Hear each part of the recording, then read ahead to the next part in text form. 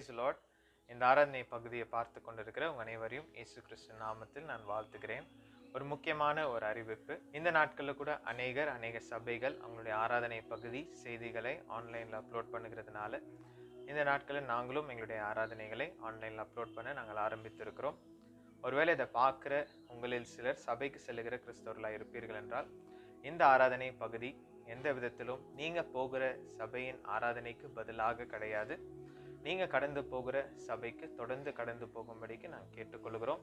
ஒருவேளை கடந்து போகாத சூழ்நிலைகளில் ஆன்லைனில் உங்களுடைய சபையின் செய்திகள் இருக்குமானால் அதை கேட்டு நீங்கள் பயனடையும்படிக்கு நாங்கள் கேட்டுக்கொள்கிறோம். உங்களுடைய போதகர் உங்களுக்கு கொடுக்குற செய்தி அது உங்களுடைய ஆவிக்குரிய வாழ்க்கைக்கு பிரோஜனமாக இருக்கிறது. ஒருவேளை அதோடு கூட சேர்ந்து இந்த எங்களுடைய செய்திகள் உங்களுக்கு உங்களுடைய ஆவிக்குரிய வளர்ச்சிக்கு பிரோஜனமாக இருக்குமானால் இதை நீங்கள் கண்டு பயனடையும்படிக்கு நாங்கள் கேட்டுக்கொள்கிறோம். ஒருவேளை சபைக்கு போகாதவர்கள் நீர் பார்த்து கொண்டிருப்பீர்களானால், ஒருவேளை நீங்கள் பெங்களூர் பட்டணத்தில் இருக்கிறீங்க, ஒரு சபையோடு கூட இணையணும், உங்களுடைய ஆவிக்குரிய வாழ்க்கையில் நீங்கள் வளர விருப்பப்பட்டீங்கன்னா டிஸ்கிரிப்ஷனில் இருக்கிற நம்பருக்கு நீங்கள் தொடர்பு கொள்ளும்படிக்கு நாங்கள் கேட்டுக்கொள்கிறோம். கர்த்தர் உங்களை ஆசீர்வதிப்பாராக. ஜீவசத்தனையோடு கூட கண்களை மூடி தன்னை தாழ்த்தி அன்று சம்பந்தம் எப்போ கொடுக்கிறாங்க ஆண்டவரே நாங்கள் தாழ்த்துகிறோம்ப்பா. நீர் இந்த காரியத்தை மகிழ்ப்படுவீராக. நீர் பெருகவும் நாங்கள் சிறுகவும் ஆண்டவரே இந்த காரியத்தை நாங்கள் ஒப்புக் கொடுக்கிறோம். நீர் எங்களுக்கு உண்மையுள்ள தேவனாக இருந்து நீ நடத்தி வருகிறீர், அதற்காக நன்றி. இந்த புதிய வார்த்தைக்காக நன்றி, இந்த முதலாவது வார்த்தைக்காக நன்றி. இந்த காலை நேரத்தை நாங்கள் உயர்த்துகிறோம். என்னுடைய ராஜாவாக உயர்த்துகிறோம், என்னுடைய தேவனாக உயர்த்துகிறோம். தேவனே, நீ சர்வ வல்லமை உள்ள தேவனாக, உம்மை போல யாருமே எங்களை குறித்து நன்மை சிந்திக்கிற தேவனாக இருக்கிறீர். எங்களை வழி நடத்த விருப்பப்படுகிற தேவனாக இருக்கிறீர். எல்லாவற்றிலும் எங்களை துணையாக இருக்கிற தேவனாக இருக்கிறீர். பாதுகாக்கின்றீர், போஷிக்கிறீர், பராமரிக்கிறீர். ஆண்டவரை ஆறுதல் படுத்துகிறீர், தேற்றுகிறீர், வழி நடத்துகிறீர். எல்லாவற்றுக்காக காலை நேரத்தில் நாங்கள் நன்றி செலுத்துகிறோம். பிரசன்னமை மத்தியில் இருக்கிறதுக்காக நன்றி. தேவ பிரசன்னமே இறங்கியே வந்திடுதே. தேவ பிரசன்னமே இறங்கியே வந்திடுதே. தேவனே, தேவனின் மகிமை நம்மை எல்லாம் பரிசுத்த ஸ்தலத்தில் மூடுதே. தேவனின் மகிமை நம்மை எல்லாம் பரிசுத்த ஸ்தலத்தில் மூடுதே. தேவ பிரசன்னமே இறங்கியே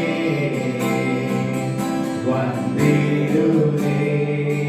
தேவனே, தேவனின் நல்ல தூதர்கள் நம்மை சுற்றிலும் இங்கு நிற்கிறார். தேவனின் நல்ல தூதர்கள் நம்மை சுற்றிலும் இங்கு நிற்கிறார். தேவனின் மகிமை நம்மை எல்லாம் பரிசுத்த ஸ்தலத்தில் மூடுதே. தேவனின் மகிமை நம்மை எல்லாம் பரிசுத்த ஸ்தலத்தில் மூடுதே.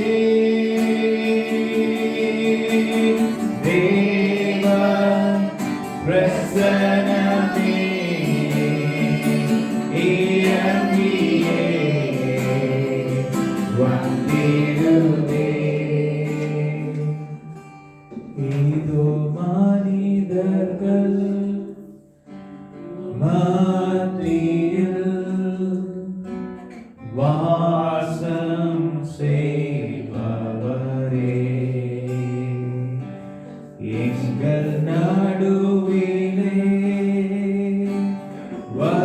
வசித்திட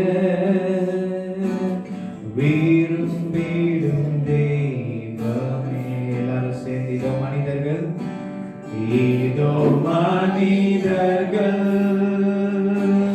மத்தியில் வாசம் செய்பவரே, எங்கள் நடுவிலே வசித்திட விரும்பிடும் தெய்வமே. உமக்கு சிங்காசனம், உமக்கு சிங்காசனம் அமைத்திட உம்மை துதிக்கிறோம் இயேசுவே. பரிசுத்த அலங்காரத்துடனே உம்மை தொழுகிறோம் இயேசுவே. உமக்கு சிங்காசனம், உமக்கு சிங்காசனம் அமைத்திட உம்மை துதிக்கிறோம் இயேசுவே. பரிசுத்த அலங்காரத்துடனே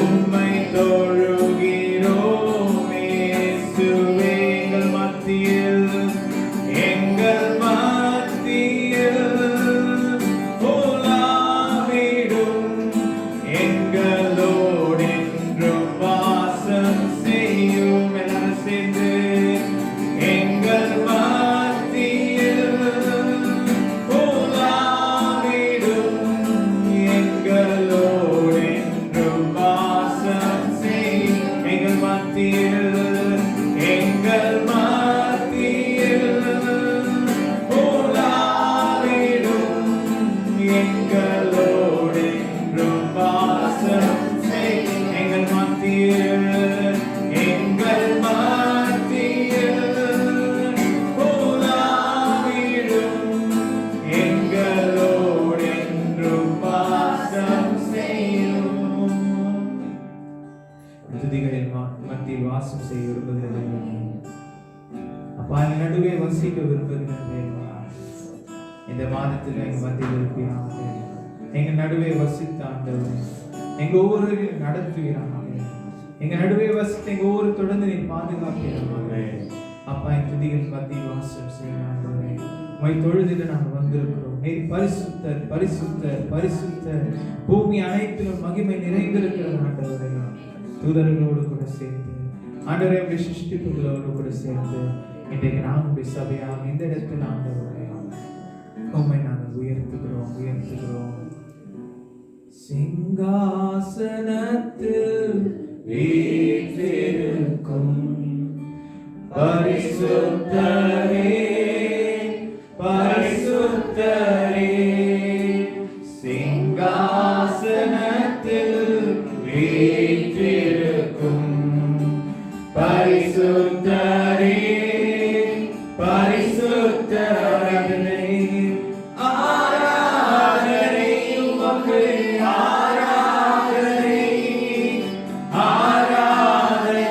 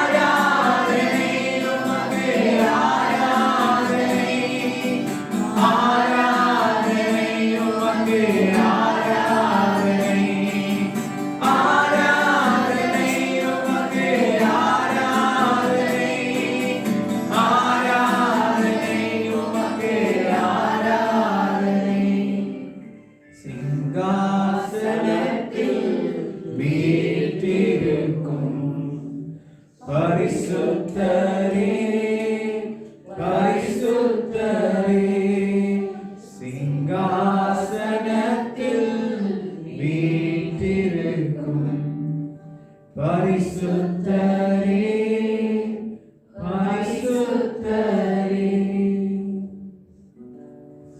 அன்புள்ள ஆண்டவரே, அப்பா அந்த காலை நேரத்துக்காக நான் நன்றி செலுத்துகிறேன். நீ பரிசுத்தரப்பா, சிங்காசனத்தில் அமர்ந்திருக்கிறதற்காக நன்றி. துதியின் மத்தியில் நடுவினை வாசம் செய்கிறதற்காக நன்றி. இந்த மனிதர்களை ஆண்டவரே அன்பாக நீங்க ஏற்றுக்கொள்கிறப்பா. எங்களுக்காக யாவையும் நீ செய்து முடித்தீர் ஆண்டவரே. நேர பெற்ற திரு ரத்தத்தினால் ஆண்டவரே தேவனீரை நீங்க சுத்திகரித்தீரே, பரிசுத்தம் ஆக்கினீரே, நீதிமான்களாய் மாற்றினீரே, எங்களை விடுவித்தீரே ஆண்டவரே. நித்தியத்துக்கென்று ஆண்டவரே எங்களை வைத்திருக்கிறீர்களுக்காக நன்றி அப்பா. இந்த ராபோஜன ஆராதனைக்காக நன்றி செலுத்துகிறோம். பந்தியில் நாங்கள் பங்கு பெறும்போது பாத்திரமாய் நாங்கள் பங்கு பெறாமல் ஆனால் உங்களுடைய ரத்தத்தினால் கழுவப்பட்டவர்களாய் இரக்கம் கிருபை பெற்றவர்களாய் சமூகத்தில் பரிசுத்த தேவனுடைய சமூகத்தில் நாங்கள் பரிசுத்தமாய் அதை நாங்கள் பெற்றுக்கொள்ள எனக்கு உதவி செய்ய வசனத்தின் மூலமா எங்களோடு கூட ஏற்படுங்க. இது எல்லாத்தையும் கருத்தில் ஒப்பு கொடுக்கிறோம். இயேசு ஜெபிக்கிறனால ஆமென். ஆண்டவராகிய இயேசு கிறிஸ்துவின் நாமத்தினாலே உங்கள் அனைவருக்கும் என் வாழ்த்துக்களை தெரிவித்துக் கொள்கிறேன். இந்த காலை வேளையில் கூட உங்களை காணும்படிக்கு கர்த்தர் கொடுத்த கிருபைக்காக நான் ஆண்டவருக்கு நன்றி செலுத்துகிறேன். ஆமென். ஹல்லேலூயா. இந்த நாளுடைய செய்தியின் தலைப்பு என்னவென்றால், இன்று நாம் எடுக்கும் தீர்மானம் நம் எதிர்காலத்தை நிர்ணயம் செய்கிறது. Our decisions which we take today determine our future. பாருங்க, அமர்ந்திருக்கிற எல்லாருடைய வாழ்க்கையில பார்த்தீங்கன்னா, இன்றைக்கு நாம் இருந்தாலும் நாளைக்கு நம்ம ஒரு ஃபோக்கஸ் இருக்கு. நாளைக்கு எனக்கு ஒரு எதிர்காலம் இருக்கிறது அப்படின்ற நம்பிக்கையில தான் வாழ்ந்துட்டு இருக்கிறோம் இல்லையா? எத்தனை பேருக்கு எனக்கு ஒரு எதிர்காலம் இருக்குன்னு நினைக்கிறீங்க? ஐ ஹேவ் a future சொல்றவங்க எத்தனை பேர்? ஆமென். ஹல்லேலூயா. நாளைக்கு உயிரோடு இருப்போன்ற நம்பிக்கையில தான் நீங்க வாழ்ந்துட்டு இருக்கிறோம் இல்லையா? நீங்க ஏதாவது ஒரு பிளான் பண்றோம், ஏதாவது ஒரு டெசிஷன் எடுக்கிறோம் அப்படின்னா we hope tomorrow நாளைக்கு அதை நிறைவேற்ற முடியும்ன்ற நம்பிக்கையில தான் வாழ்ந்துட்டு இருக்கிறோம் இல்லையா? ஆனா இன்னைக்கு நாம் எடுக்கிற அந்த தீர்மானம் என்பது நம்முடைய எதிர்கால வாழ்க்கையை அது தீர்மானிக்கக்கூடிய ஒன்றாக இருக்கு. Any decision that you take today, it is going to shape your future. நாளைக்கு நீங்க எங்க போக போறீங்கன்றத அது காண்பிக்கக்கூடிய ஒன்றாக இருக்குது. இப்போ நீங்க ஒரு டிசிஷன் எடுக்கிறீங்க, இன்னைக்கு நான் சென்னைக்கு போகணும் அப்படின்னா, அப்ப நாளைக்கு எங்க இருக்க போறீங்க? சென்னையில இருக்க போறீங்க. இல்ல நீங்க ஒரு டிசிஷன் எடுக்கிறீங்க, நான் பாம்பே போக போகிறேன் அப்படின்னு டிசிஷன் எடுக்கிறீங்க, நாளைக்கு எங்க இருக்க போறீங்க? பாம்பேல இருக்க போறீங்க. So any decision that you are taking about your life, in any area of your life, it is going to shape our future. அது நிர்ணயம் செய்யக்கூடிய ஒன்றாக இருக்கிறது. அப்ப வேதத்துல பாத்தீங்கன்னா அநேகர் பல டெசிஷன் எடுத்திருக்காங்க. சிலர் நல்ல டெசிஷன் எடுத்திருக்கிறாங்க, சிலர் கெட்ட டெசிஷன் எடுத்திருக்கிறாங்க. ஆனா என்ன டெசிஷன் எடுத்தாங்களோ, என்ன தீர்மானம் எடுத்தாங்களோ அதுக்கேற்றதான ஒரு பிரதிபலனை அவன் வாழ்க்கையில கண்டிருக்கிறாங்க. ஆனா இன்னைக்கு நான் எடுக்க விரும்புகிற ஒரு காரியம் என்ன அப்படின்னா, இந்த ஆண்டுடைய வாக்குத்தத்தம் என்ன ஆண்டு சொல்றாரு, நான் உனக்கு போதித்து நீ நடக்க வேண்டிய வழியை காட்டுவேன், உன்மேல் என் கண்ணை வைத்து உனக்கு ஆலோசனை சொல்லுவேன் அப்படின்ற அந்த வாக்குத்தத்தத்தை ஜனவரி மாதம் 1ஆம் தேதி நம்ம எல்லாருமே தியானம் செய்திருக்கிறோம். இதுல நம்முடைய தேவனை பற்றின 3 காரியங்கள் என்ன? போதிக்கின்ற தேவன், வழிகாட்டும் தேவன், ஆலோசனை தரும் தேவன். 3 காரியத்தை இந்த வசனத்துக்குள்ள நம்மால பார்க்க முடியும். அப்போ what is the expectation from our Lord in this year? ஒரு வருஷமும் ஆண்டவர்ட்ட ஏதாவது ஒரு காரியத்தை நம்ம எதிர்பார்த்துட்டு இருக்கிறோம். இந்த வருஷத்துல நாம் எல்லாருமே எதிர்பார்க்கிற ஒரு காரியம் என்னன்னா, the Lord will guide me and lead me throughout this year. இந்த வருஷம் முழுவதுமாக தேவன் என்னை நடத்துவார் என்கிற ஒரு விசுவாசத்துல தான் இந்த ஆண்டுக்குள்ள கடந்து வந்திருக்கோம். we are just expecting. ஏன்னா போன வருஷம் கொரோனா வந்துச்சு. கொரோனா வந்து எல்லா காரியத்திலும் பார்த்தீங்கன்னா மரணங்கள், அநேகர் கொரோனால பாதிக்கப்பட்டாங்க. ஆனா நம்ம ஆண்டவருடைய கிருபையினால இன்றைய வரைக்கும் பாதிக்காம ஆண்டவர் நம்மை காப்பாற்றிருக்கிறார். அல்லேலூயா. இப்போ இந்த 2021க்குள்ள பிரவேசித்துட்டோம் அப்படின்னு சொல்லும்போது எல்லாமே முடிஞ்சிருச்சா அப்படின்னா இன்னும் முடியல. இன்னும் ஒரு புது வைரஸ் வரதை பத்தி கேள்விப்படுறோம். இந்த ஃபேமின் எங்க பார்த்தாலும் பஞ்சம் வருன்றோம். எத்தனை விதமான போராட்டங்கள் உலகத்தில் நடந்துட்டு இருக்கு, குறைவு இருக்கு அப்படின்னு சொல்ற காரியத்தெல்லாம் இந்த உலகத்துல கேள்விப்பட்டு இருக்கிறோம். இப்படிப்பட்ட ஒரு காலகட்டத்துல நமக்கு எது ரொம்ப முக்கியமானது என்றால், நம்முடைய தேவனாகிய கர்த்தர் நம்மை வழிநடத்த வேண்டும். What ever might be the circumstances, what ever might be the situation, நம்முடைய சூழ்நிலை எப்படி இருந்தாலும் சரி, நம்முடைய காரியங்கள் எப்படி இருந்தாலும் சரி, கர்த்தர் நம்மை வழிநடத்த வேண்டும்.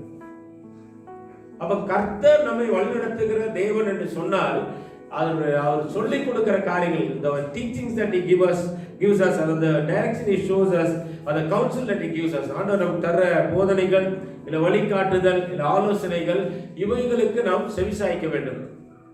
செவிசாய்த்து என்ன பண்ணணும் அப்படின்னு சொல்லி பாத்தீங்கன்னா, we need to decide. yes, இப்ப நீங்க இயேசு கிறிஸ்துவை ஏற்றுக்கொள்றதுக்கு முன்னாடி உங்க வாழ்க்கை என்னவா இருந்ததுன்னு உங்களுக்கு தான் தெரியும்.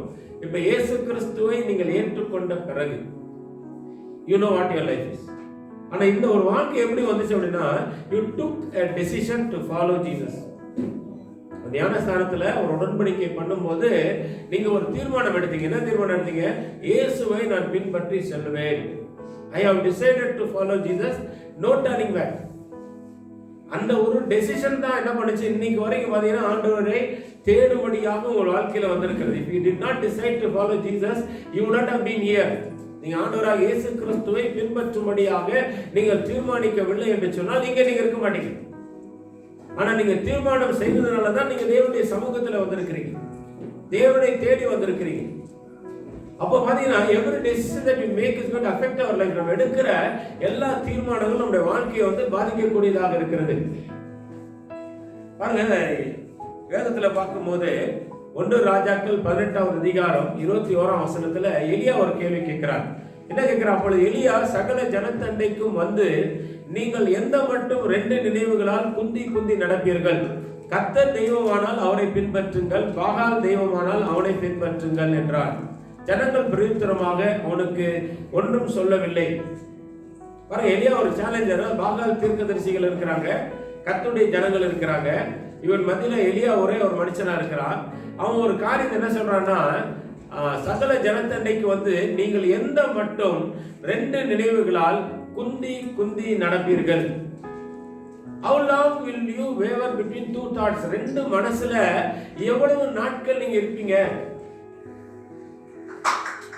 இதுவும் எனக்கு வேணும், இதுவும் எனக்கு வேணும், உலகமும் வேணும், இயேசுவும் வேணும் அப்படின்னா ஆகாது. பாகாலும் வேணும், கர்த்தரும் வேணும்னு ஆகாது. You have to decide.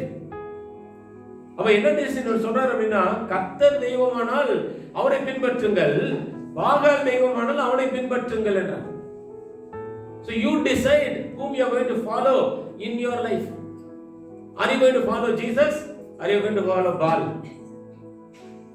உலகத்தின் தெய்வத்தை நீங்க தொட போறீங்களா, ஆண்டவராக இயேசு கிறிஸ்துவை தொழுது கொள்ள போகிறீர்கள் என்ற ஒரு தீர்மானத்தை நீங்க தான் எடுக்கணும். You must take a decision. இந்த டெசிஷன் தான் பாருங்க வாழ்க்கையை மாற்றும்.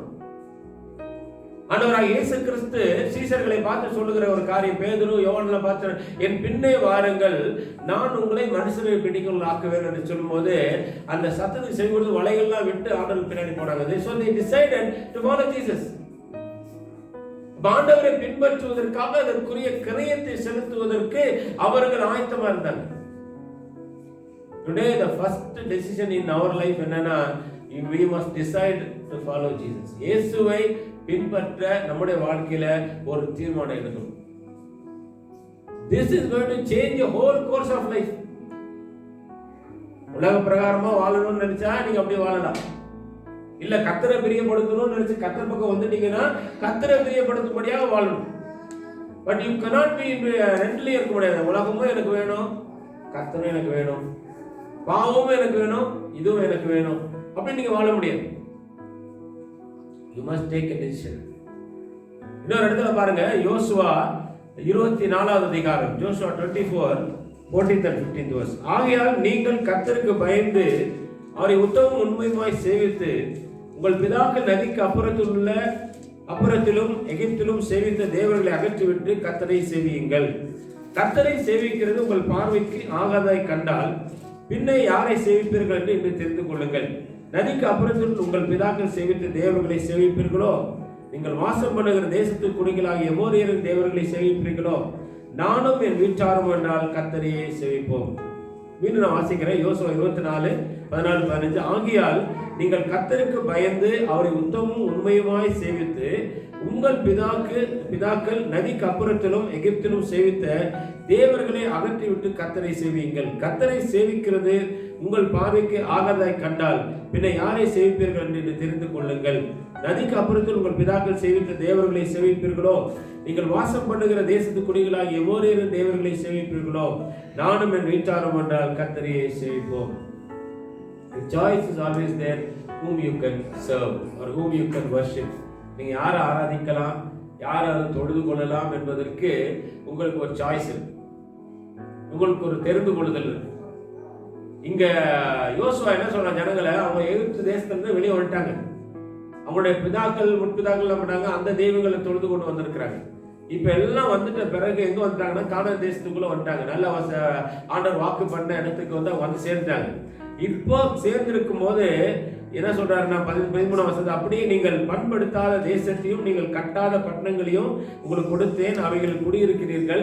நீங்கள் நடாத திராட்சை தோட்டங்களின் பலனையும் ஒளிவ தோப்புகளின் பலனையும் புசிக்கிறீர்கள் என்றார். அவர் சொல்றாங்க, நீங்க நல்ல பலன்லாம் அடைஞ்சிருக்கீங்க, ஆகையால் இதெல்லாம் கர்த்தர் உங்களுக்கு கொடுத்ததுனால நீங்க என்ன பண்ணுமா, என்ன செய்யணும், நீங்கள் கர்த்தருக்கு பயந்து அவர் உத்தமும் உண்மையுமாய் சேவிங்கள் அப்படின்னு சொல்றாரு. இந்த பிளெஸிங் எல்லாம் ஆண்டவர் உங்களுக்கு கொடுத்ததுனால நீங்க இப்ப என்ன செய்யணும் அப்படின்னா ஆண்டவரை சேவிக்க வேண்டும். இன்னைக்கு இந்த ஜீவன், இந்த உயிர் கர்த்தர் எனக்கு கொடுத்தது அப்படின்னு நீங்க விசுவாசிக்கிறீங்கன்னா, அப்ப நீங்க என்ன செய்யணும் அப்படின்னா, அந்த உங்களுக்கு ஜீவன் கொடுத்து உங்களுக்கு உயிர் கொடுத்து உங்களை காப்பாற்றி வந்திருக்கிற அந்த தேவனை நீங்கள் தொழுது கொள்ள வேண்டும். அந்த தேவனை நீங்கள் ஆராதிக்க வேண்டும். அந்த தேவனை ஸ்தோத்திரிக்க வேண்டும். அந்த தேவனுக்காக நீங்கள் வாழ வேண்டும். யோசுவா அதை எக்ஸ்பிளைன் பண்ணி என்ன சொல்ற, நீங்க யாரை சேவிப்பீங்க அப்படின்னு சொல்லிட்டு, நானும் என் வீட்டாரும் கர்த்தரையே சேவிப்போம். me and my household என்ன பண்ணுவோம் அப்படின்னா கர்த்தரை சேவிப்போம். It took a decision. இன்னைக்கு நம்முடைய வாழ்க்கையில இந்த டெசிஷன் பாருங்க நம்முடைய ஆவிக்குரிய வாழ்க்கையை நிர்ணயம் செய்கிறது. ஸ்பிரிச்சுவலா நம்ம எங்க போகிறோம் என்பதை அது டிசைட் பண்ணுகிறது. இன்னொரு இடத்துல பாருங்க, உபாகமம் டியூட்ரானமி 30th சாப்டர்ல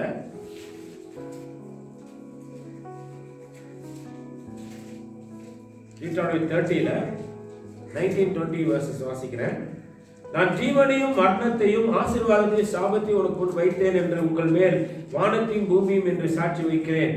ஆகையால் நீயும் உன் சந்ததியும் பிழைக்கும்படிக்கு நீ ஜீவனை தெரிந்து கொண்டு கர்த்தர் உன் பிதாக்களாகிய ஆபிரகாமுக்கும் ஈசாக்கும் யாக்கோபுக்கும் கொடுப்பேன் என்று அவர்களுக்கு ஆணையிட்டு கொடுத்த தேசத்திலே குடியிருக்கும்படிக்கு உன் தேவனாகிய கர்த்தரை அன்பு கூர்ந்து அவர் சத்தத்திற்கு செவி கொடுத்து அவரை பற்றி கொள்வாயாக. அவரே உனக்கு ஜீவனும் தீர்க்காயுசுமானவர் என்றார். பாருங்க, ஆண்டவர் சொல்ற ஒரு காரியம் என்ன, is just giving a choice. நான் ஜீவனையும் மரணத்தையும் ஆசீர்வாதத்தையும் சாபத்தையும் உனக்கு முன் வைத்தேன். I have kept two things before you. ஒன்னு லைஃப் வச்சிருக்கிறேன், டெத் வச்சிருக்கிறேன். இன்னொரு பிளெஸிங் வச்சிருக்கிறேன், கர்ஸ் வச்சிருக்கிறேன். ஆனா இந்த ரெண்டு காரியத்தை வச்சுட்டு என்ன சொல்றாரு அப்படின்னா, ஆகையால் நீயும் உன் சந்ததியும் பிழைக்கும்படிக்கு நீ ஜீவனை தெரிந்து கொண்டு, நீயும் உன் சந்ததியும் பிழைக்கும்படிக்கு எதை தெரிந்து கொள்ள வேண்டுமா, ஜீவனை தெரிந்து கொள்ள வேண்டும். அப்ப நான் எடுக்கிற ஒரு டெசிஷன் என்ன பண்ணுது அப்படின்னா, it's not going to affect only me, it is going to affect my generation.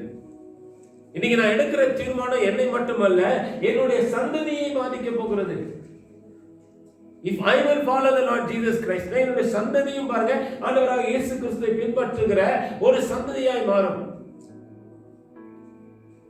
நான் தேவனை பிரியப்படுத்தினால் என் மகன் தேவனை பிரியப்படுத்துவான். அதே போல வரக்கூடிய சந்ததியும் தேவனை பிரியப்படுத்தும்படியாக அது இருக்கும். நான் வாழ வேண்டும் என்றால் இங்க வசனம் என்ன சொல்லுகிறது அப்படின்னா, நீயும் உன் சந்ததியும் பிழைக்கும்படிக்கு நீ என்ன பண்ணுமா, ஜீவனை தெரிந்து கொண்டு. பாருங்க, we must understand one thing என்னன்னா, நம்ம லைஃப் அப்படின்றது it is not ending with this world. இந்த உலகத்தோடு முடியல. அது நம்ம எல்லாரும் நினைக்கிறோம் அந்த உலகம் தான் life, I have a life, I have a life, I have a life அப்படின்னு பேசுற அந்த ஒரு காரியம்லாம் இந்த உலகத்தையும் நம்ம யோசிச்சுட்டு இருக்கிறோம். ஆனா உண்மையான காரியம் என்னன்னா, the real life starts after death. மரணத்துக்கு பின்பாக தான் நம்முடைய உண்மையான வாழ்க்கை ஆரம்பிக்கிறது. யாரோட? நம்முடைய தேவனோடு. இன்னைக்கு நாம தீர்மானம் செய்யணும், நான் மரித்த பிறகு நான் தேவனோடு இருக்க போகிறேனா இல்ல பிசாசுக்காக ஆயத்தம் பண்ணப்பட்ட நரகத்துக்குள் செல்ல போகிறேனா என்கிற ஒரு டெசிஷனை இங்க நீங்க டிசைட் பண்ணணும். After death, where am I going to be? மரணத்துக்கு அப்புறம் நான் எங்க இருக்க போகிறேன்? after I leave this world, பாருங்க, இந்த சரீரம் தான் மரணம் அடையுது, இந்த சரீரம் தான் மண்ணுக்கு போகிறது. பட் உங்களுடைய ஆத்மா என்கிறது அழியாத ஒன்றாக இருக்கிறது. அது என்னைக்கும் இருக்கக்கூடிய ஒன்று. அப்ப இருக்கக்கூடிய ஒன்று பாருங்க, எங்க இருக்க போகிறது? ஒண்ணு நரகத்துல இருக்கணும், பரலோகத்துல இருக்கணும். ஆனா என்ன டிசைட் பண்ணணும்? எப்படி டிசைட் பண்ண முடியாத அப்படின்னு பண்ண, நீங்க எடுக்கிற அந்த ஒரு டெசிஷன் தான் உங்களுக்கு சொல்லும் you are going to heaven or you are going to hell அப்படின்ற காரியத்தை அது காட்ட ஆரம்பிக்கும். அப்போ how am I going to decide அப்படின்னா, you are going to decide by choosing Jesus Christ in your life. உங்க வாழ்க்கையில ஆண்டவராக இயேசு கிறிஸ்துவை ஏற்றுக்கொள்ளும் போது என்ன நடக்குது அப்படின்னா, உங்களுக்கு இட்டர்னல் லைஃப் கிடைக்கிறது. பாருங்க, யோவான் 3:16 எடுத்து வாசிச்சு பார்க்கலாம்.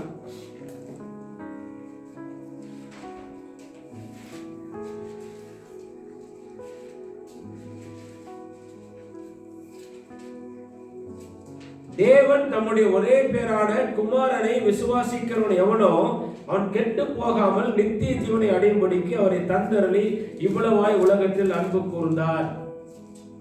Why did Jesus Christ come into this world? ஆண்டவராக இயேசு கிறிஸ்து ஏன் இந்த உலகத்துக்கு வந்தார் அப்படின்னு சொல்லும்போது, பாவிகளை ரட்சிக்க கிறிஸ்து இயேசு இந்த உலகத்திலே வந்தார்.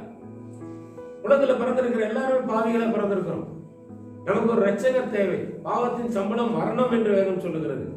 அப்ப அந்த சம்பளத்தினுடைய மரணம் என்ன? பிசிக்கல் டெத் இல்ல, இட்டர்னல் டெத். அந்த பைபிள் வந்து இரண்டாம் மரணம் என்று சொல்லுகிறது. அப்படி ஒரு இடத்தை நோக்கி தான் நாம் போயிட்டு இருக்கிறோம். அப்படி ஒரு இடத்தை நோக்கி நாம் போய் கொண்டிருக்கிற வேளையில we need to decide our future, not only in this world, even after our death. என்ன பண்ண போறோம், எங்க போக போறோம் அப்படின்றத நம்ம சொல்லணும். தேவன் தம்முடைய ஒரே பேரான குமாரனை விசுவாசிக்கிறவன் எவனோ, யார் ஆண்டவராக இயேசு கிறிஸ்துவை விசுவாசிக்கிறார்களோ அவன் கெட்டு போகாமல் நித்திய ஜீவனை அடையும்படிக்கு அவரை தந்தருளி இவ்வளவாய் உலகத்தில் அன்பு கூர்ந்தார். ஆண்டவராக இயேசு கிறிஸ்துவினாலே நித்திய ஜீவன் உங்களுக்கு உண்டு, பரலோக வாழ்வு உங்களுக்கு உண்டு. So first decision உங்க லைஃப்ல என்னன்னா, I will follow Jesus. ஆண்டவராக இயேசு கிறிஸ்துவை என்னுடைய வாழ்க்கையில் நான் பின்பற்றுவேன். ஒருவேளை நீங்க இன்னும் ஆண்டவரை ஏற்றுக்கொள்ளாம இருக்கிறீங்க, இந்த நித்திய ஜீவனின் நம்பிக்கை இல்லாம இருக்கிறீங்கன்னா, today is the day when you need to decide and say yes, I will follow Jesus. இப்போ ஆண்டவராக இயேசு கிறிஸ்துவை நீங்க பின்பற்றி நடக்கிறவங்களா இருக்கிறீங்க. Now you are believers. ஆண்டவராகிய இயேசுவை நீங்க நம்புறீங்க, விசுவாசிக்கிறீங்க, ஆண்டவருடைய வழியில வரீங்க அப்படின்னா, now you must know there is a God who is interested in your life. உங்க வாழ்க்கையில பிரியமுள்ள ஒரு தேவன் இருக்கிறார். பாருங்க, நம்ம ஒரு குடும்பம் அப்படின்னு சொல்லி பாத்தீங்கன்னா, பிள்ளைகள் இருக்கு அப்படின்னா, பிள்ளைகளுடைய அக்கறையில பாத்தீங்கன்னா பெற்றோர்களுக்கு ரொம்ப முக்கியமான பங்கு இருக்கு. என் பிள்ளை நல்லா இருக்கணும், என் மகன் நல்லா இருக்கணும், இல்ல என் மகன் நல்லா இருக்கணும் தான் எல்லா பெற்றோர்களும் வந்து ஆசைப்படுறாங்க இல்லையா?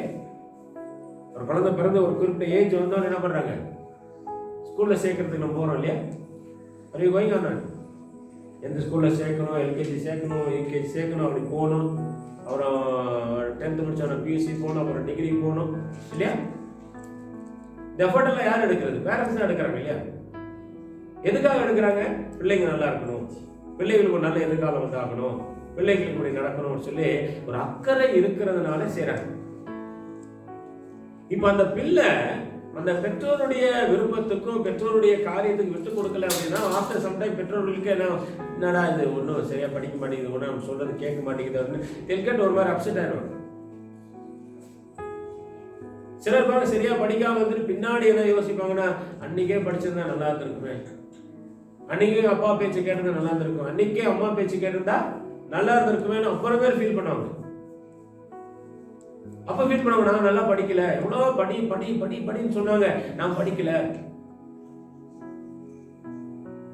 இன்னைக்கு நம்முடைய ஆவிக்குரிய வாழ்க்கையில பாருங்க, அவர் God is interested in our lives. நம்முடைய ஒவ்வொருத்தருடைய வாழ்க்கையை குறித்து ஆண்டவருக்கு ஒரு திட்டமும் சித்தமும் இருக்கிறது. You are not an accident in this world. நீங்க வந்து அப்படியே பிறந்து வந்துடல. இல்ல நீங்க நான் உங்களை பார்க்கறேன், நீங்க என்ன பார்க்கறீங்கன்னா, it is not an accident, but God has ordained certain things in this world so that we can meet and we can talk. அந்த மாதிரி அவருடைய வசனத்தை கேட்கிறதுக்கான ஒரு வாய்ப்பை தேவன் ஏற்படுத்தி இருக்கிறார். It is an appointment that God has given so that we can share and listen to the word of God. அப்போ நம்ம ஆண்டவருடைய வழியில அவன் நடத்தப்படணும் அப்படின்னு சொன்னா, God says, நான் உனக்கு போதித்து நீ நடக்க வேண்டிய வழியை உனக்கு காட்டுவேன், உன்மேல் கண்ணை வைத்து உனக்கு ஆலோசனை சொல்லுவேன் அப்படின்னு ஆண்டவர் சொல்றாருன்னா, how does he do that? And how can we take right decision in the right moment? பாருங்க, இன்னைக்கு இந்த 2021ல வந்திருக்கிறீங்க, என்னென்ன டெசிஷனை பத்தி நீங்க யோசிச்சுட்டு இருக்கிறீங்கன்னு எனக்கு தெரியாது. What you thinking? ஒரு ஜாபை பத்தியா, ஒரு ஃபியூச்சர் லைஃப் பத்தியா, ஃபியூச்சர் ஸ்டடீஸ் பத்தியா, இல்லை வேற ஏதாவது ஒரு காரியத்தை குறித்து நீங்க யோசிச்சிருக்கலாம். ஐ ஷுட் டிசைட், இந்த மாதிரி காரியத்தில் எனக்கு தெளிவான ஒரு காரியம் வேணும், I should take a decision, இதில் ஒரு தீர்மானம் எடுக்க என்னால் முடியாமல் இருக்கு, I'm not able to take a decision in this one particular thing அப்படின்னு சொல்லி நீங்க ஒரு காரியத்துக்கு இருக்கிறீங்கன்னா, there are few steps I would like to tell you today. நீங்க சில வசனங்களை நான் உங்களுக்கு காட்டும்படியாக நான் விரும்புகிறேன். how to find out or how to make a right decision in our life. நம்முடைய வாழ்க்கையில சரியான ஒரு தீர்மானத்தை எடுக்க நாம் என்ன செய்ய வேண்டும் என்பதை குறித்து நான் உங்களோடு சில வசனங்களை சொல்லி முடிக்கும்படியாக நான் விரும்புகிறேன். முதல் காரியம் பாருங்க, யாக்கோபு 1வது அதிகாரம் 5-8 வசனங்களை வாசிக்கும் போது, உங்களில் ஒருவன் ஞானத்தில் குறைவுள்ளவனாய் இருந்தால் யாவருக்கு சம்பூர்ணமாய் கொடுக்கிறவரும் ஒருவரை கடிந்து கொள்ளாதவருமாகிய தேவனிடத்தில் கேட்க கடவன், அப்பொழுது அவனுக்கு கொடுக்கப்படும். ஆனாலும் அவன் எவ்வளவாகிலும் சந்தேகப்படாமல் விசுவாசத்தோட கேட்க கடவன். சந்தேகப்படுகிறவன் காற்றினால் அடிபட்டு அலைகிற கடலின் அலை குப்பாய் இருக்கிறான். அப்படிப்பட்ட மனுஷன் தான் கர்த்தரிடத்தில் எதாயிலும் பெறலாம் என்று நினையாதிருப்பானாக. இருமனம் உள்ளவன் தன் வழிகள் எல்லாம் நிலையற்றவனாய் இருக்கிறான். To make a decision, சரியான ஒரு தீர்மானத்தை நீங்க வாழ்க்கை எடுக்கணும்னா, first you need wisdom. உங்களுக்கு என்ன தேவைன்னா ஞானம் தேவைப்படுகிறது. certain issues of your life, உங்க வாழ்க்கையில சில முக்கியமான காரியங்களில ஒரு தீர்மானம் எடுக்கணும்னா, you should have wisdom to take that decision. அதுக்கு ஒரு ஞானம் தேவை. We must know that we are lacking in wisdom. நம்முடைய ஞானத்துல நமக்கு ஒரு குறைவு இருக்கு. I am not able to take a right decision அப்படின்ற அந்த ஒரு அண்டர்ஸ்டாண்டிங் வருந்தானா நம்ம ஆண்டவருடைய சமூகத்துல போய் ஜெபம் பண்ணணும். எனக்கு எல்லாமே தெரியும், என்னால எல்லாம் முடியும், I can take a right decision அப்படின்னு நம்ம நினைச்சோம்னா, we will not seek God. Now why do we need God? ஏன் தேவன் உங்களுக்கு வாழ்க்கையில தேவை அப்படின்னா, because he is the one who can give you the wisdom. உங்களுக்கு ஞானத்தை கொடுக்கக்கூடியவர் அவர்தான். வசனம் சொல்லுது, உங்களில் ஒருவன் ஞானத்தில் குறைவுள்ளவனாய் இருந்தால். if any one of you is lacking wisdom, ஒரு ஞானத்துல நீங்க குறைவா இருக்கிறீங்க அப்படின்னா என்ன பண்ணுமா, யாவருக்கும் சம்பூர்ணமாய் கொடுக்கிறவரும் ஒருவரை கடிந்து கொள்ளாதவருமாகிய தேவனிடத்திலே கேட்க கடவன். ask God for wisdom. ஞானத்தை மனுஷன்கிட்ட கேட்காதீங்க, ஆண்டவர்கிட்ட போய் கேளுங்க.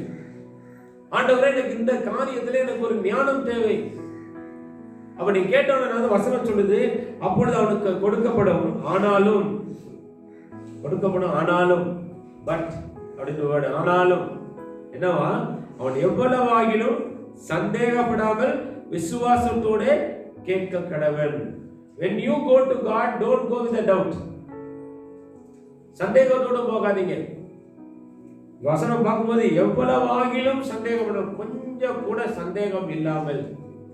நான் ஆண்டவர்கிட்ட கேட்கிற ஞானத்தை கர்த்தர் நிச்சயமா எனக்கு தருவார். God will definitely give me the wisdom that I need அப்படின்ற அந்த விசுவாசத்தோடு போங்க.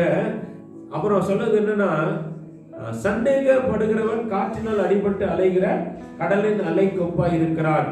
அப்படிப்பட்ட மனுஷன் தான் கர்த்தரிடத்தில் எதையாவது பெறலாம் என்று நினையாதிருப்பானாக. சந்தேகப்படுறதுன்னா என்னன்னா, a man who is tossed by the waves அப்படின்னா என்ன அர்த்தம்னா, நிலை இல்லாத ஒரு காரியம்.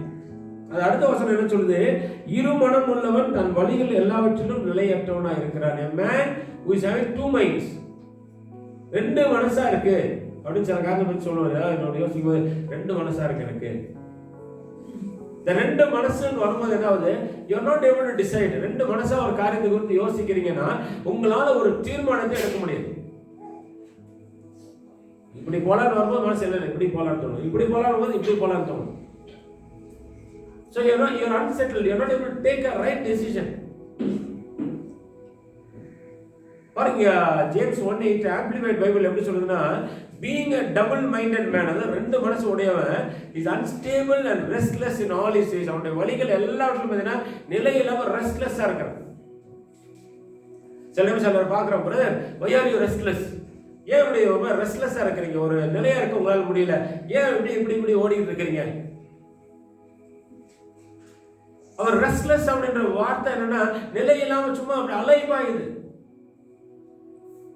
அப்படி இருக்கிற ஒரு காரியம் பாருங்க, you cannot take a decision. அப்படி நீங்க அலைபாஞ்சிட்டு இருந்தீங்கன்னா ஒரு முடிவு உங்க வாழ்க்கையில் எடுக்க முடியாது. பாருங்க, in everything இந்த மனுஷன் அப்படி இருக்கானா, in everything he thinks, feels or decides.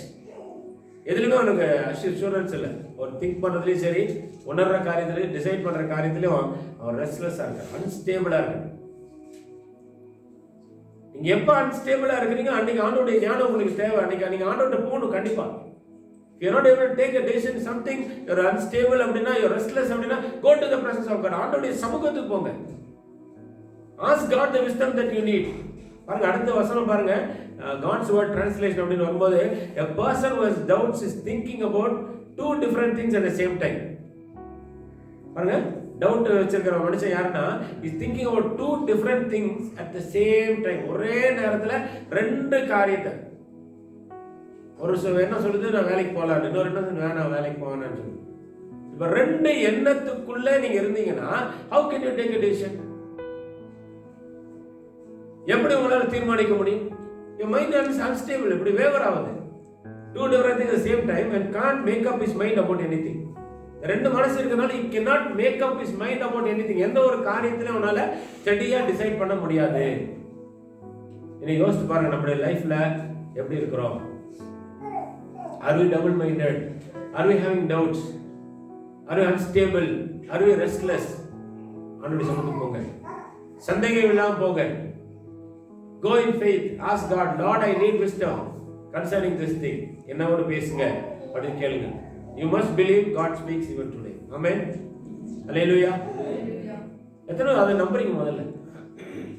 Praise the Lord. சரி, நம்ம நினைக்கிறோம் ஆண்டவர் நேரடியாக பேசுவாருங்க. நேரடியாக பேசலனாலும் அவர் பேசிதான் இருக்கிறார். Amen. Sometimes we don't hear his voice, but his voice is always available around us. நம்ம சுற்றிலும் அவருடைய சத்தங்கள் பல விதத்துல நம்ம உணர்ந்துட்டு தான் இருக்கிறோம், கேட்டுட்டு தான் இருக்கிறோம். He is trying to guide us, but we are not paying attention. அப்படிப்பட்ட நேரத்துல தான் எப்படி அப்படின்னு வரும்போது ஒரு டெசிஷன் எடுக்கிறதுக்கு முன்னாடி என்னன்னா ஆண்டவருடைய வார்த்தையை வாசிக்கும். சங்கீதம் 119 105 வாசிக்கும் போது, Psalm 119 105ல, உம்முடைய வசனம் என் கால்களுக்கு தீபமும் என் பாதைக்கு வெளிச்சமாய் இருக்கிறது. உம்முடைய வசனம் என் கால்களுக்கு தீபமும் என் பாதைக்கு வெளிச்சமாக இருக்கிறது. Any decision you are going to make in life, உங்க வாழ்க்கையில நீங்க எடுக்க போகிற எந்த ஒரு தீர்மானமா இருந்தாலும் தேவனுடைய வசனத்துக்கு போங்க. The word of God only can lead you rightly and correctly. வசனம் தான் உங்களை சரியாக வழிநடத்த முடியும். வசனத்தின்படியாக உங்க வாழ்க்கையை நீங்க அமைத்துக் கொள்ள பிரயாசப்படுங்க. Ask God to speak to you through His word. அவருடைய வார்த்தையை கொண்டு கர்த்தர் உங்களோடு பேசும்படியாக அவரிடத்துல கேளுங்க. ஆண்டவரே, எனக்கு வார்த்தை வேணும், என்னோட பேசுங்க, வார்த்தை வேணும், என்னோட பேசுங்கன்னா அந்த குறிப்பிட்ட காரியத்துல கர்த்தர் உங்களோடு கூட பேசுவார். He will give you the word. அந்த வேர்டு வரும்போது பாருங்க, it will be 100% assurance. என்னன்னா, I am with you, நான் கூட இருக்கிறேன் அப்படின்னு நிரூபிக்கிறது தான் ஒரு ஆழமான வார்த்தையை கர்த்தர் நமக்கு கொடுக்கிறவரா இருக்கு. பைபிள்ல எங்க பார்த்தாலும் கர்த்தர் தன்னுடைய ஜனத்தை நடத்தும் போது he spoke to them. அந்த பர்டிகுலர் சிச்சுவேஷன்ல அவங்களோட பேசி அவங்களை வழி நடத்தி இருக்கிறார். இன்னைக்கு நமக்கு ரிட்டர்ன் வேர்டு இருக்கு, எழுதப்பட்ட அவருடைய வார்த்தை இருக்கு. இந்த வார்த்தையை நம்ம வாசிக்கும் பொழுது இதில் இருந்து கர்த்தர் நம்மோடு பேசுகிறவர். நீங்க எத்தனை மெசேஜ் கேட்குறீங்க, எத்தனை விதமான டீச்சிங்ஸ் இருக்கு, எத்தனை விதமான காரியம் இருந்தாலும் கர்த்தர் வசனத்தை கொண்டு பேசுகிறவர் இருக்கிறபடினால நீ கவனமாக அவருடைய வசனத்தை கேட்டு வசனத்தில் இருக்கிற ஆலோசனைப்படியாக உங்க வாழ்க்கையை நீங்க என்ன பண்ணுங்க, அமைத்துக் கொள்ளுங்க. Take the decision according to the word of God. அடுத்த மூணாவது காரியம் என்ன அப்படின்னு சொல்லி பார்த்தீங்கன்னா, he will direct your path. He will give you wisdom. Seek the wisdom in the presence of God. அடுத்தது seek His will in His word. அடுத்தது the Lord will direct your path. ஆண்டவர் உங்களுடைய பாதைகளை செவிப்படுத்துகிற ஆண்டவராக இருக்கிறார். நீதிமொழிகள் 3வது அதிகாரம் 5-6 வசனத்துல, நீதிமொழிகள் 3:5-6, உன் சுய புத்தியின் மேல் சாயாமல் உன் முழு இதயத்தோடும் கர்த்தரில் நம்பிக்கையா இருந்து உன் வழிகள் எல்லாம் அவரை நினைத்துக்கொள், அப்பொழுது அவர் உன் பாதைகளை செவைப்படுத்துவார். And he shall direct your paths. பாருங்க, நம்ம எல்லாருமே நடந்துட்டு இருக்கிறோம் அப்படின்னா we need direction. ஒரு டெசிஷன் எடுக்கணும் அப்படின்னு சொன்னா ஆண்டவர் நம்மை நடத்தணும். அந்த டெசிஷன் எடுக்கிறதுக்கு கர்த்தர் நம்மை நடத்த வேண்டும். So we are so blind. எப்படி ஆண்டவர் நடத்துவாரு அப்படின்னு சொல்லி we think too much. But if you believe God, trust in it. இப்போ இங்க வசனத்தை முழுசா நீங்க வாசித்தீங்கன்னா வசனம் என்ன சொல்றது? ஃபர்ஸ்ட் திங் என்னன்னா, ஆண்டவர் நம்ம டைரக்ட் பண்ணணும்னா உன் சுய புத்தியின் மேல் சாராமல் அப்படின்ற வார்த்தை இருக்கு. உன் சுய புத்தியின் மேல் சாயாமல். Lean not on your understanding. Lean not on your understanding. உன் சுய புத்தியின் மேல் சாயாமல் அப்படின்றது. அப்பனா everybody has got its own understanding. அதாவது சுய புத்தி அப்படின்றது ஒண்ணு எல்லாருக்குமே இருக்கு. இப்ப நீங்க ஆண்டவருடைய வழியில நடக்கணும், கர்த்தர் உங்களை நடத்தணும் நீங்க விரும்புனீங்கன்னா இந்த சுய புத்தியில நீங்க சாயாதீங்க. Don't try to decide according to your thinking. உங்களுக்கு கரெக்ட் பண்ற காரியம் கர்த்தர் கரெக்டா இருக்காது. சில கர்த்தர் பேசுற காரியம் நாம் ஏற்றுக்கொள்ளக்கூடிய ஒன்றாக இருக்காது. சரி, நம்ம சுய புத்தியின் மேல் சாயாமல். Don't lean on your understanding. அப்ப இந்த சுய புத்தி இல்லாம செயல்படணும்னா என்ன அர்த்தம் அப்படின்னு சொல்லி பாத்தீங்கன்னா, Proverbs 11ல நீதிமொழிகள் 11:14 வசனம், ஆலோசனை இல்லாத இடத்தில் ஜனங்கள் விழுந்து போவார்கள், அநேக ஆலோசனைக்காரர் உண்டானால் சுகம் உண்டாகும். You need to take the counsel from godly people. தேவனுடைய ஆலோசனையை தேவனுடைய மக்கள்கிட்ட இருந்து நீங்க பெற்றுக்கொள்ள வேண்டியது அவசியமாக இருக்கிறது. தட்ஸ் வை என்ன சொல்ற வேலை பாருங்க, ஒரு கவுன்சிலிங் போங்க அப்படின்வாங்க, ஒரு ஆலோசனைக்கு போங்க அப்படின்வாங்க. ஏன்னா இந்த ஆலோசனைகள் கிடைக்கும் போதுதான் நம்முடைய எண்ணங்கள் எல்லாம் உறுதிப்பட ஆரம்பிக்குது. We are not correct at all times. எல்லா நேரத்திலும் நம்ம கரெக்ட் அப்படின்னு சொல்லவே முடியாது. Our understanding, our knowledge is very limited. ஆனால் நம்ம எடுக்கக்கூடிய அநேக டெசிஷன்ஸ்ல பாருங்க, try to get a good counseling about every decision that you are taking. வாழ்க்கையில் நடக்கிற ஒரு தீர்மானத்துக்கு நல்ல ஆலோசனைகளை தேவனுடைய ஜனங்களிடத்திலிருந்து பெற்றுக்கொள்ளுங்க, தேவனுடைய ஊழியக்காரர்களிடம் பெற்றுக்கொள்ளுங்க. Take good counsel that is according to the word of God.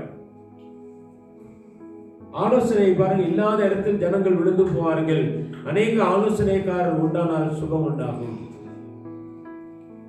Do not lean on your understanding. Take good counsel. அப்புறம் என்ன சொல்லுது?